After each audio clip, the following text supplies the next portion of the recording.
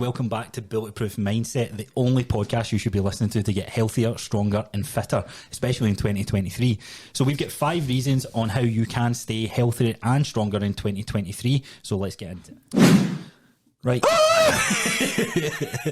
I knew you were going to do Did you? Right, are we recording? Are we recording as well? I know, we are. Right, so what's the most common thing everybody wants in 2023? Look and feel better. Oh, I had a bigger penis, but whatever. Penis enlargement starts in Turkey, innit? Is that a thing? I don't know, but I hope it is.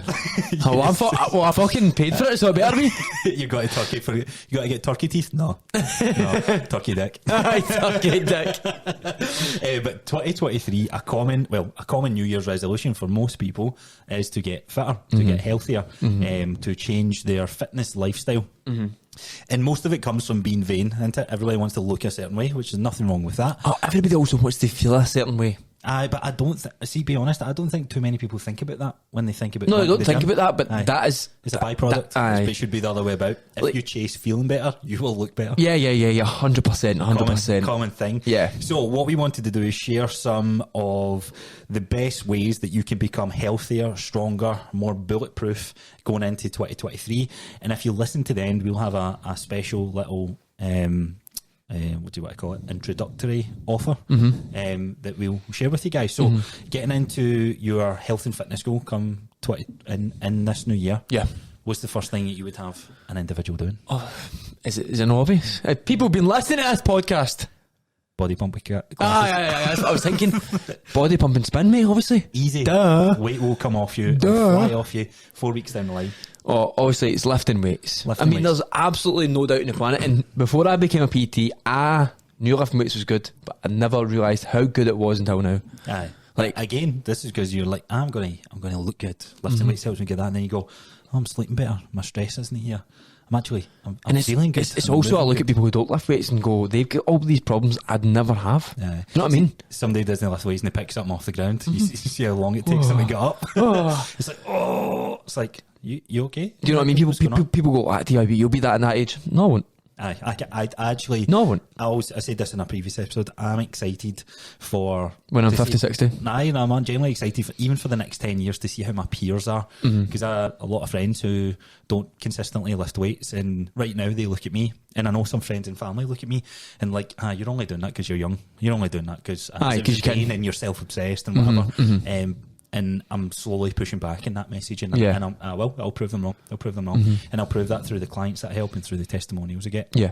So lifting weights, nice easy one. Exercising on a regular basis, 2-3 times per week. Would you say? I think it goes back to a previous episode. Be realistic with your goals. We've got are you 18, 19, and 7 times a week, and you've not got much on? Yeah, okay, you probably get a wee bit more. Or if you've never even been in a gym, just let's try with once a week. Yeah, just get in those doors. Get that. Well, that's what my dad and stepmom, they're coming on. And I'm going to have them once a week for the first 4 weeks. You actually got a perfect example then. So what is your plan with them? Once a week, yeah? My plan's once a week and just work on a couple of things first, see how they react to training. They've never trained, 15, 60 years old. Never trained in their lives. Your dad wakes up as a heads as fuck bodybuilder the next day. I just want to, I know that they're not really into that kind of gym environment, so I need to ease them into that first. That is why it's good when it's called PT. It's specific, and I know them well, so I know for a fact they don't want to train any more than that now. They want to get into that environment. I want to get them into the environment and get them to enjoy it first. What's your plans with them to get them from going to a studio and then going into a gym themselves? Because that's going to be the hardest thing for her. I need to get them confident in the lifts. Aye. I need to get them confident and understand what they're doing. It's just pure, it's going to be pure confidence. Do you know what I mean? If they know how to do that anywhere, they can do it anywhere. They're confident people. Do you know what I mean? But they don't know what they're doing in a gym environment. They don't know how to lift weights, don't know how to unrack weights, they don't know how to get a set up for anything. So they need probably 6 months of full blown learning before they're able to get in. If they were in a gym environment, they would probably need 3 to 4, but because they then need to go into a gym environment, then they will need longer. Stepping stone. Yeah, there's another stepping stone. Yeah, so there you have it. So lifting weights then is definitely something you should be doing to become a healthier, fitter version of you. You should be squatting, you should be hip hinging, you should be vertical pushing, you should be horizontal pushing, you should be horizontal pulling, you should be vertical pulling, you should be farmers walking.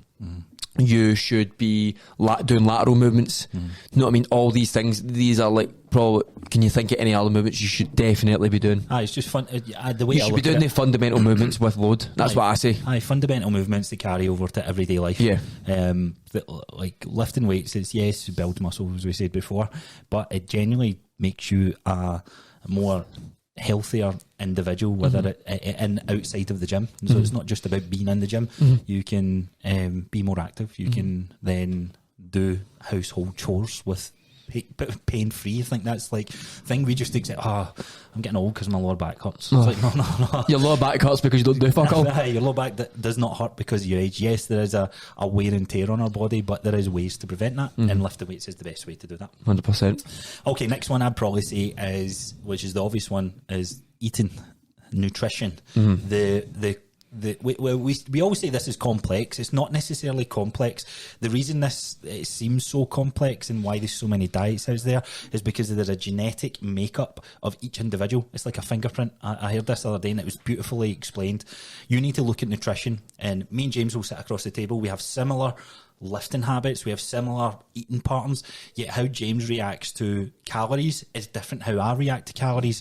We have different foods, we have different intolerances, so it's like a fingerprint. Everybody has an individual reaction to nutrition. Some people do better with high calories, some people do better with low calories. Same with protein intake. There is ranges to play with, so this is why it's so hard to communicate a blueprint. Is that a nice spit in there?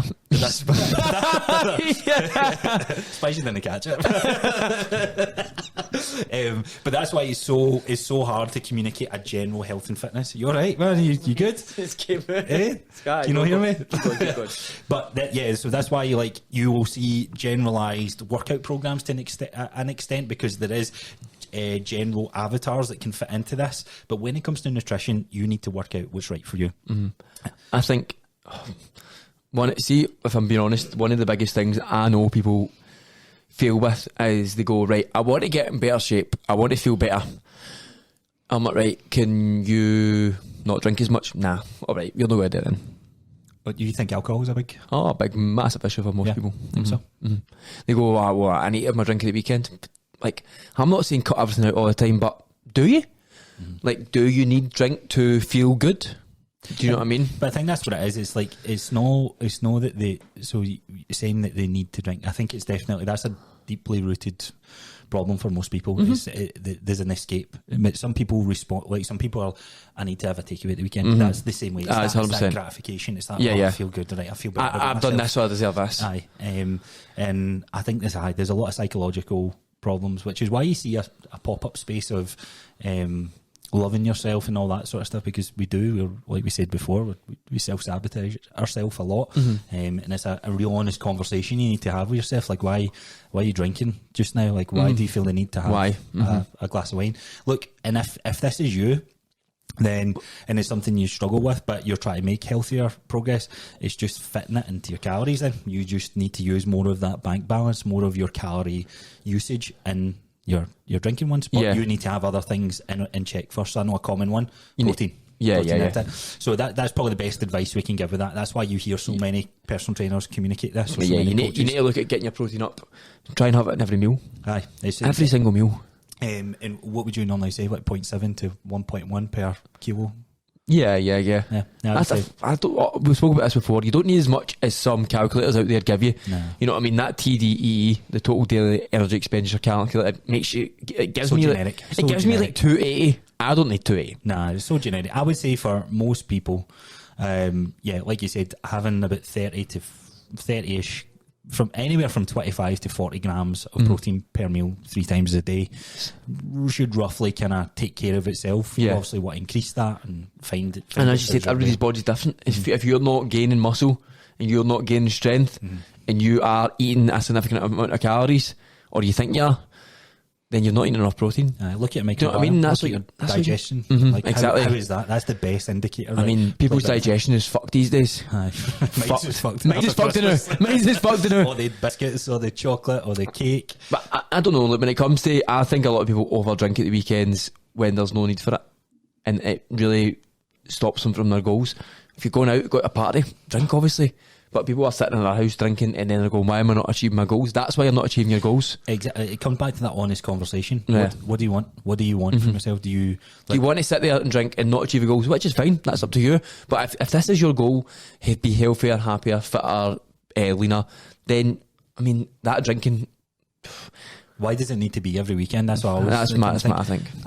Some of my good friends, they drink all the time, and I think, I don't know, I know that it's. I just think, how can you do it? I don't know if it's just maybe I'm just wired up differently, like the effect it has on the next day, and then it's kind of throwing you off your routine. Like I take a lot of pride in. Not that I don't drink as often, I can still enjoy myself, still go out with friends, I can still do all these things, but I don't need to compromise my health. You know what I mean? And there's nothing wrong with having a few drinks. No, there isn't anything wrong with it, so I hope anybody's listening who's not taking that from what I'm saying. Alcoholic, you bastard.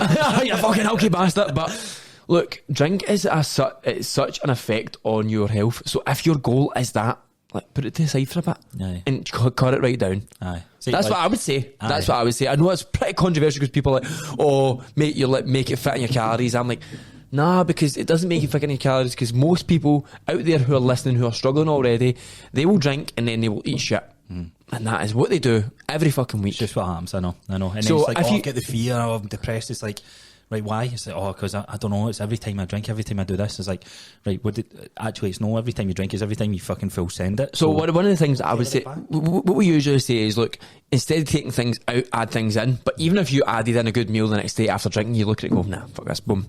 You know what I mean? Your decision making is so different the next day after drinking. Even if you have something planned you're going to eat that's nutritionally, have high nutritional value, you got to look at it and go, probably still order that. Do you know what I mean? Ooh, exactly. Some chicken balls and sweet chili sauce. exactly. It just food looks different.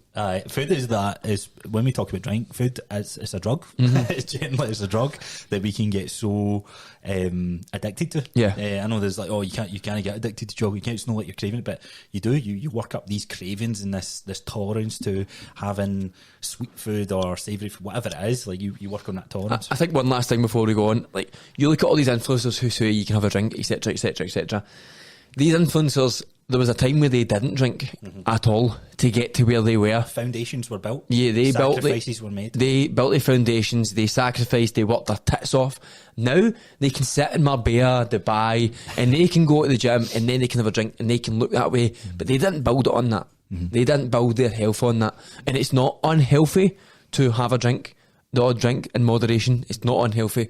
But what is unhealthy is if your goal is a specific goal and you are doing things that are going to hinder that to a degree where you can't reach that goal. Absolutely. Spot on. Okay, next one is by far the most underrated thing, and that is sleep. Yeah. We've done a full episode on this. Mate, don't even talk to me about sleep. How's your sleep? Shite. Is it? Do you see what I got for Christmas? No. I got the sunlight alarm clocks. Oh, did you? And I'm telling you, so I woke up this morning to it. Don't get me wrong, I snoozed it and went back to bed. What? So when the sunlight comes on, it's a lamp and it wakes you up with natural sunlight. Right. No noise. Right. You wake up with light. And I'm telling you, I woke up this morning. I don't know why I said it. I like to go off at 5 a.m. I went to bed at 12, so I only had 5 hours sleep. And it went off, and I woke up and I was like, that was so nice to wake up. And I got up, I went to the toilet, grabbed a wee drink of water, and I was like, I'm not doing anything for another couple of hours. I'm going to go back to bed. So I will keep you posted with how good and powerful this is. But sleep, getting anywhere from 7 to 9 hours for I know it's another range. It depends on the person. You cannot function with any less than 7 hours sleep. It's very highly unlikely. You are, even The Rock, isn't it? This guy, even like Mark Wahlberg, all these celebrities, it's like all these like successful businessmen saying, "Oh, you need to be working at 3 a.m." and that. Some people will do well with that, and it's a very small percent of people. But most people, 7 hours, minimum 7. Minimum. Mate, I've not been getting 7. But you're not feeling good. Oh, I'm feeling alright. I would say so 7 to 9 in that window. I wish I get 7 now. So what's happened? Just I don't know, mate. I think my room's too cold. When it gets to like 3-4 in the morning, it's that cold that my body temperature goes right down and I wake up. Do you get me? Oh, I would be the opposite. When I'm super, super cold, I get the most sleep when I look at my REM sleep. My REM sleep goes higher when so you're meant to be cold to start with, but the colder it gets, the more you want to wake up. Do you get me? Have you heard of this, like The blanket. The blankets that That's what you're meant to have. you can set a temperature, and it's the temperature, and then you can wake yourself up with getting warmer. No, so that's what it does. So you get in a blanket. You say I'm going to sleep for 8.5 hours, and it has Regulates your temperature. It regulates the temperature of the blanket, so it heats you up and it cools you down at the exact times when your body wants to. They're expensive, but I definitely would. I know. I was thinking about it, Aye. but mate, I'm thinking about everything. I'm thinking of everything. I can't afford anything else. But you have to admit, those that like having sleep will Change keep you your- healthy. changes Will keep everything. you Oh, healthy. aye, 100%. Usually, see, I would tell you one thing: if you're not losing weight and you feel you're doing everything right, you feel it. Oh, it's your protein 100% intake, sleep. your nutrition, your workouts, you're consistently working out, you're consistently moving, but you're like, why am I not losing weight? Look at your sleep. I would guarantee that you are probably watching TV or watching things to the minute that you fall asleep, or you're looking at your screen. You have an irregular sleeping pattern, so you're staying up too late and then you're getting up. Your consistency, maybe Monday to Friday, looks the same because you have a job, but then you're not regulated by that job. So when it gets to the weekend, your circadian rhythm is all over the place. So, for example, you might get to bed about 11, get up at 6, 11, 6. But then when it comes to the weekend, 2 or 3 in the morning, up at 10, so you're sliding that schedule around. So I read this all day. I never knew this. So the growth hormone that gets released when you sleep, it gets released in REM sleep, which takes about 1.5 to 2 hours to get into. If you go to your bed 2 hours after your normal circadian rhythm, you don't get any growth hormone. Aye, so you will not build muscle. Nope. You will not be jacked. You will not be strong. You'll not be healthy. That is actually, see if I can. Oh fuck, it's on this phone. Doesn't matter. It's like his drug dealer phone. I've no Wi-Fi on this phone. We should get we need to actually. So we will get some branded I'll material. get a hang in here. But it's like bulletproof mindset, drug dealer phone. we get some merch out of it. So we got sleep, which kind of leads nicely onto the one that's managing stress. Like nothing will stop you from. Are you good doing at that? anything. I think so. Maybe something I need to get better at. Maybe not necessarily. But I don't think you can always be in stress is here and you can manage it and you're always here. And I think there is peaks and troughs of stress. I think you need to check yourself and kind of realise right, what's some things that help you out. So for example, a big bit of motivation with me going that walk and climbing Ben Ann was my stress has been through the roof. Just with everything that's going on, family, Christmas, the whole shebang now. And when my mate texted me that, I was like, because I remember saying to Jill, and she's like, "Oh, you've got time for a hill climb," and she's right. I didn't have time for a hill climb, but see what that done for my mindset. Honestly, it checked me. The stress relief I got in that just helped me get back in the zone, back into the rhythm, back into working out and all that good stuff. So, see, this morning, as I said, I went on for a 20-minute walk. I'm going to do 5 20-minute walks a week. Nice and simple, either after my workouts. Done that today, and then I got obviously a text about the electricity, and I didn't feel as bad as I probably would have felt because obviously the stress of everything else. I'm like, right, I'm finally getting a break, and then bang. Aye. But because I'm like that simple walk today set my day up. When the way, even though I wasn't training weights, I know I'm not going to lift weights today. I'm going to go another walk later, but I don't have time to have like an hour workout, and that's fine because I'm going to have the next few days. Yeah. But like as you say, like walking anywhere, it just changes. Well, you said it's consistency, isn't it? So you might not get 2, 3, 4 workouts in what you planned this week, but if you look at the course of the year, okay, there might be a month or two where you weren't as consistent, but from January to December, you were very consistent with your working out, which is why you look the way that you do. Remember the other day you were like, "Look, I'm in fucking good shape now. I've not been consistent." The other day, because, you know, Big George.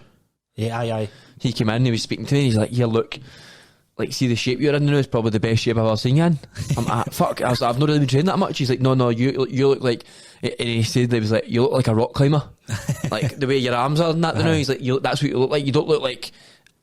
He's like, "I'm doing this in a bad way, but you don't look absolutely massive." But the part in your head, you're like, "I'm going to fucking no, but the parts aye. Fuck's sake, I nearly take this out again. But the parts I do see, like you're looking really, really good. And I was like, you know what, I needed I didn't actually need to hear it, but I was like, that is really fucking good to hear. Compliments.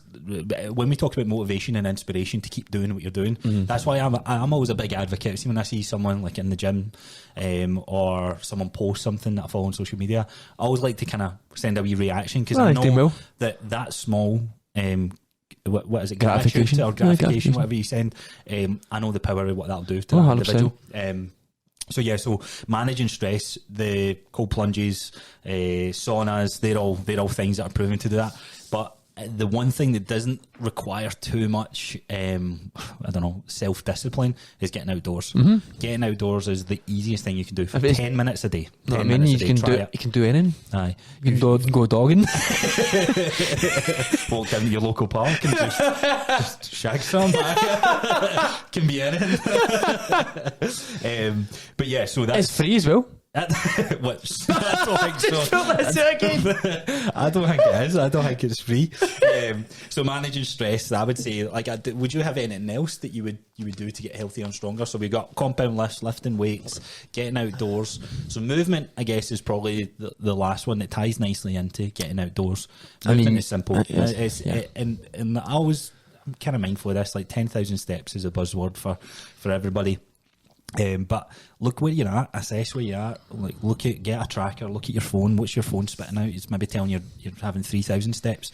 You ain't getting 10,000, just increase it, look to increase it. 4,000, 5,000, 6,000. Break it down to minutes, right? 60,000. How many times how many times are you getting outdoors? Or you'll be surprised the amount of people that are working from home aren't getting outdoors for a couple of days, and you're like that is why you depressed. feel shit. That's why you're in a jail cell. We need to be stimulated. You can't be stimulated in your own home where you feel like, 'cause in your own home you feel nice and chilled. Like, that's no stimulation. You need to be uncomfortable to be comfortable. Exactly. And speaking about being comfortable, in the January period, being healthier, being stronger, having a gym membership is important. Unfortunately, this is probably one of the worst times to sign up to a gym because it can be busy. However, every gym will have its downfalls. It's quiet periods. So usually first thing in the morning, you'll see, it might be busy, but you'll see the same consistent people. And I would say that's even right now. Well, exactly. You'll see the same people in the gym all the time, and that can sometimes be a wee bit easier getting into the gym environment. We done a podcast on it was one of the first episodes we done, actually, wasn't it? And getting yourself into a gym, like, it can be a lot of anxious feeling. So here's one thing that I used to do, right? And you can apply this to anywhere. When I was trying to build like how to be a competent person, because I knew that going into PT I had to be competent talking to everybody. I would put my phone down before going into sunbeds, and I would make sure I had a conversation with the women in the sunbeds, right? So, but what a lot of people do when they go into the gym, they have their phone, they have the earphones in. You try to chat up. Shut the fuck up. You're dirty bastard. But that's what I would do. I would go, right, I'm going to put my phone away and I'm going to make sure I have a conversation with this woman. Doesn't matter what it's about. I need to make sure I ask her about her day, and it leads to like a few minute conversation. And then once I've done that, it was just easy peasy. So if you go into a gym environment, maybe go one day, I'm not going to take my phone, or I'm going to put my phone away, I'm not going to listen to music, I'm going to go and I'm going to have a conversation with someone I think looks approachable, and then you got to make a conversation with them, and that is going to change how you go to the gym forever, in my personal opinion. It's even like there's a strategy when you're out walking in the street, and every person you walk by, try and hold eye contact. So no, like, staring at them, but they're just being able, like, you know what I mean? Like, right, so I've just explained that's what I used to do, right? I was out with Caitlin the other day, and she's like, stop staring at everybody.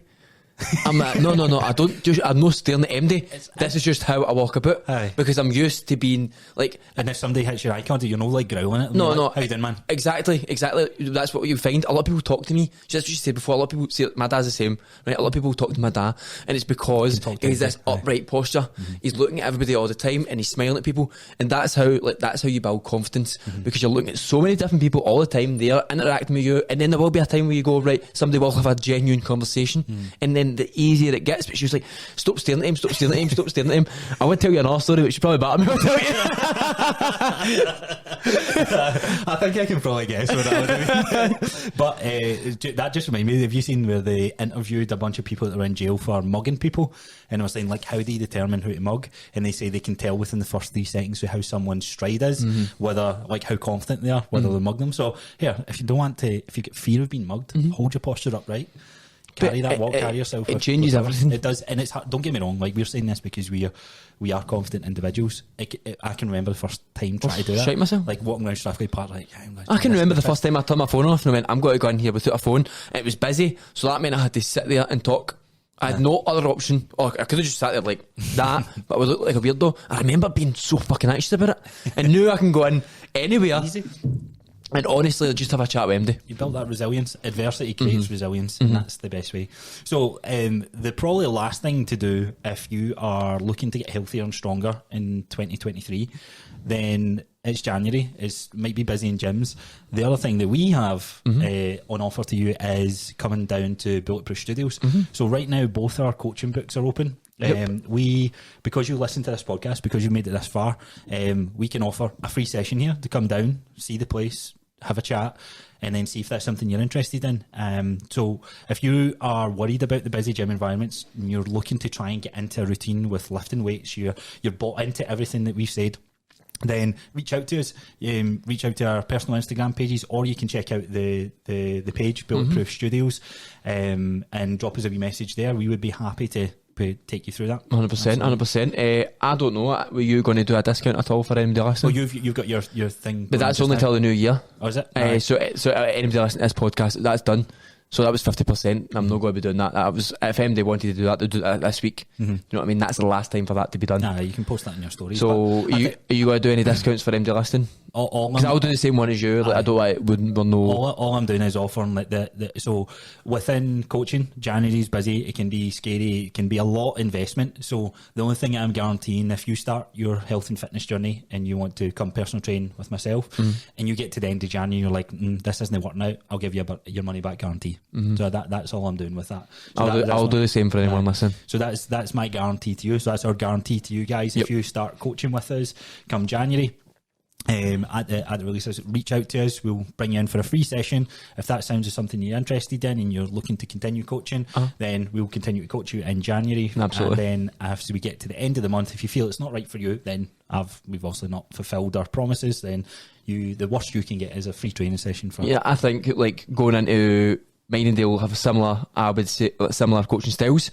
I would say the one thing that we do is make people feel comfortable. We teach people the big lifts, which is the main thing. We obviously nutrition. We help people get their nutrition in check, how their calories, their protein, etc.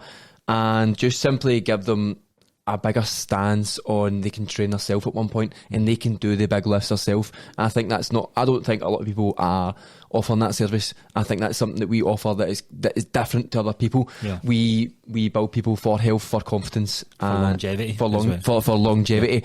And if that's something that you would be interested in, I would definitely hit us up, because I do think that we offer a different service from most people, not everyone, but there is people out there who are doing a fantastic job. Yeah, exactly. I'm not knocking any. Every personal trainer, you're going to get a training plan, nutrition guidance, all this. But on top of that, I think we are some of the very few people who are delivering a more premium service, and we have the luxury of having our own closed environment to do that. And if that's something that you're interested in, find us on Instagram. You can find me at Coach Crosser. You can find me at RogMFit. See you guys soon. Have a nice one.